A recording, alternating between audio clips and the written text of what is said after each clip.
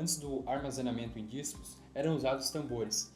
Em 1950, a empresa, conhecida como Era, construiu a primeira unidade de armazenamento magnético de tambor, que foi comercializado para a Marinha Americana. Foi chamado de Era 110. Ela conseguia armazenar 1 milhão de bits de dados e recuperava cada palavra em 5 milésimos de segundos. Em 1956, a IBM inventou o primeiro computador com sistema de armazenamento em disco, o RAMAC 305. Esse sistema poderia armazenar 5 megabytes e os discos dele tinham cerca de 24 polegadas de diâmetro, que são cerca de 61 centímetros. Logo em seguida, no ano de 1961, a IBM tinha inventado o primeiro disco com cabeças, de rolamento de ar, e no ano de 1963 ela conseguiu introduzir a unidade de embalagem com discos removíveis. Em 1973, os discos flexíveis de 8 polegadas foram introduzidos no mercado pela IBM. Eram discos grandes e podiam ser vendidos com drive e fonte de alimentação, para que pudessem ser inseridos eles pelo computador. Ainda no ano de 1973, a IBM começou a vender o seu modelo Winchester 3340, unidade de disco rígido lacrada, o antecessor de todos os atuais discos rígidos. Ele possuía 2 fusos com capacidade de 30 MB, por isso também pode ser chamado de Winchester 30/30. Em 1986, começaram a ser produzidos os discos rígidos de 3,5 polegadas, com atuadores de bobina de voz para as cabeças lerem os discos. Em 1988, estes atuadores diminuíram drasticamente, fazendo com que cada vez mais os drives ficassem menores. Em 1997, os computadores estavam ficando cada vez mais rápidos, mas os discos rígidos não estavam acompanhando essa velocidade. Assim, a Seagate lançou o primeiro HD Ultra ATA de 7.200 rotações por minuto para computadores desktop. 8 anos depois, é lançado pela mesma fabricante disco rígido com 15.000 rotações por minuto, chamado Cheetah X15. Atualmente já contamos com o SATA, tipo de cabo que melhora a velocidade de enviar e receber dados, e o SCSI, que é a melhoria do SATA, com um novo protocolo de transferência de dados, e daí com isso ele vai ter uma maior velocidade na comunicação serial. Mesmo com toda a evolução dos HDs, eles ainda não conseguem acompanhar de forma satisfatória a velocidade dos novos processadores e memória. Por isso, em pouco tempo, os HDs que conhecemos serão substituídos pelos SSDs, discos de estado sólido, que internamente usam chips de memória flash.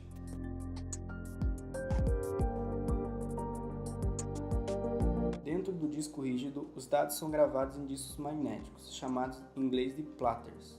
O nome disco rígido vem justamente do fato dos discos internos serem lâminas metálicas, extremamente rígidas. Os platters são compostos de 2 camadas.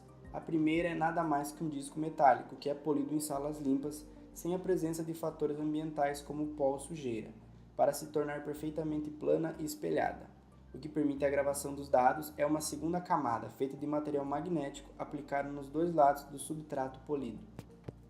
Os discos são montados em um eixo, também feito de alumínio, que deve ser sólido o suficiente para evitar qualquer vibração dos discos, mesmo a altas rotações. Esse eixo é impulsionado por um motor de rotação, responsável por manter a rotação constante. O motor é um dos responsáveis pela durabilidade do disco rígido, pois a maioria das falhas graves provém justamente do motor.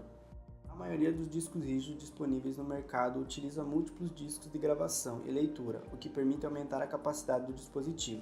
Embora existam exceções à regra, o mais comum é que cada HD possua 4 discos em sua composição. Os HDs mais antigos utilizavam motores de 3.600 RPM, enquanto que atualmente são utilizados motores de 5.600 ou 7.200, que podem chegar a mais de 10.000 RPM nos modelos mais caros. A velocidade de rotação é um dos principais fatores que determinam a performance. Para lermos e gravar dados no disco, usamos cabeças de leitura eletromagnéticas, heads em inglês, que são presas a um braço móvel, o que permite seu acesso a todo o disco.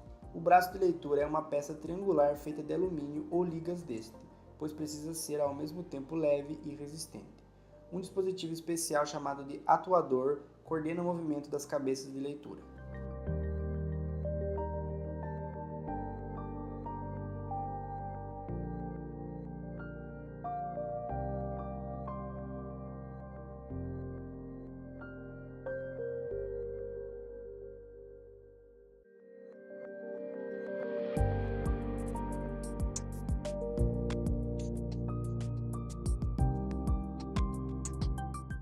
Para que os dados trafeguem da cabeça de leitura para o computador, é utilizado um cabo que interliga a cabeça com a placa lógica.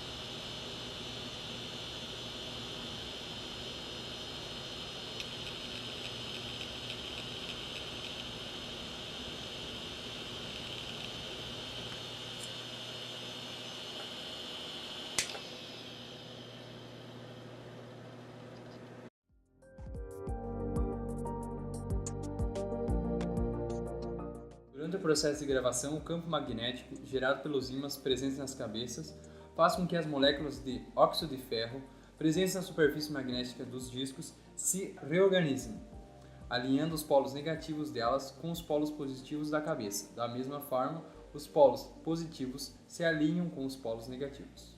Os eletroímãs presentes nas cabeças de leitura e gravação podem ter sua polaridade alternada constantemente, o que permite variar livremente as moléculas da superfície magnética do disco rígido. Conforme a direção de cada polo, obtém-se um bit interpretado como 1 ou 0 pelo computador. Na hora de ler os dados gravados, a cabeça de leitura capta o campo magnético gerado pelas moléculas alinhadas. A variação dos sinais magnéticos positivos e negativos gera uma corrente elétrica transmitida para a bobina de fios presentes na cabeça. Ao chegar à placa lógica do HD, esta corrente é interpretada como uma sequência de bits 1 e 0, que formam os diferentes arquivos gravados no disco rígido.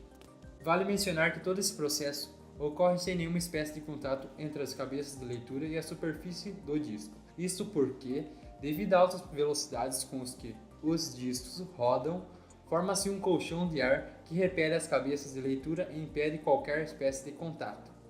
Em ocasiões que ocorrem picos de tensão ou energia cortada subitamente com o HD funcionando, é comum surgirem setores defeituosos, por ter ocorrido contato entre as cabeças de leitura e a superfície do disco. Para organizar o processo de gravação e leitura dos dados gravados no disco rígido, a superfície dos discos é dividida em trilhas e setores. As trilhas são círculos concêntricos que começam no final do disco e vão se tornando menores conforme se aproximam do centro. Cada trilha recebe um número, que permite sua fácil localização. A trilha mais externa recebe o número 0, e as seguintes recebem os números 1, 2 e 3, e assim por diante. Para facilitar ainda mais o acesso aos dados, as trilhas se dividem em setores que são pequenos pedaços onde são armazenados os dados, sendo que cada setor guarda 512 bytes de informação. Para definir o limite entre uma trilha e outra, assim como onde termina um setor e começa o próximo, são usadas marcas de endereçamento, pequenas marcas ou sinais magnéticos que orientam a cabeça de leitura, permitindo ao controlador do disco localizar os dados desejados.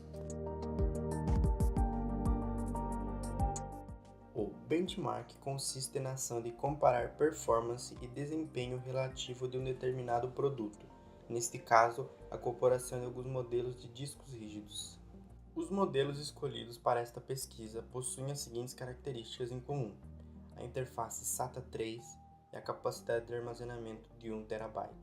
As marcas e modelos escolhidos para o benchmark foram Seagate, Western Digital, Toshiba e HP. Os aspectos escolhidos para avaliação foram: Buffer é a memória que guarda arquivos temporários e mais usados, ou seja, quanto maior for o buffer, maior é esta memória. Assim, a velocidade para a busca de dados mais usados pelo sistema se torna mais rápida. Podemos ver que nesse aspecto todos os modelos possuem o mesmo tamanho de buffer, 64 MB. Velocidade de rotação é a quantidade de vezes que o disco realiza uma volta completa em um determinado tempo. No quesito de velocidade de rotação do disco, também ocorre um empate, 7.200 rotações por minuto. Tempo de busca médio. O tempo de busca indica o tempo que a cabeça de leitura demora para ir de uma trilha a outra do disco, ou seja, indicando a performance do atuador usado no HD. O tempo de busca é importante, pois ele é o fator que mais influencia no tempo de acesso e, consequentemente, na performance geral do HD.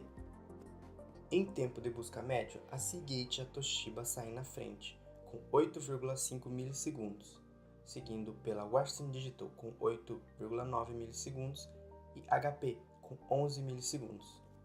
Latência média. Dentro do disco rígido, os discos magnéticos giram continuamente. Por isso, dificilmente os setores a serem lidos estarão sob a cabeça de leitura e gravação, no exato momento de executar a operação. No pior dos casos, pode ser necessária uma volta completa do disco até o setor desejado passar novamente sobre a cabeça de leitura. Este tempo é conhecido como latência. Em latência média, a Seagate leva ligeira vantagem, com 4,16 milissegundos, seguidas por Western Digital, Toshiba e HP, com 4,17 milissegundos. Taxa de transferência é a velocidade na qual os dados trafegam de um lado para o outro no HD. No quesito de taxa de transferência de dados, temos um empate técnico. Preço médio é o valor médio deste modelo no mercado. Em relação do preço médio, temos o mais barato da HP por R$ 230, depois da Seagate por R$ 240, Western Digital R$ 260 e por último Toshiba por R$ 250.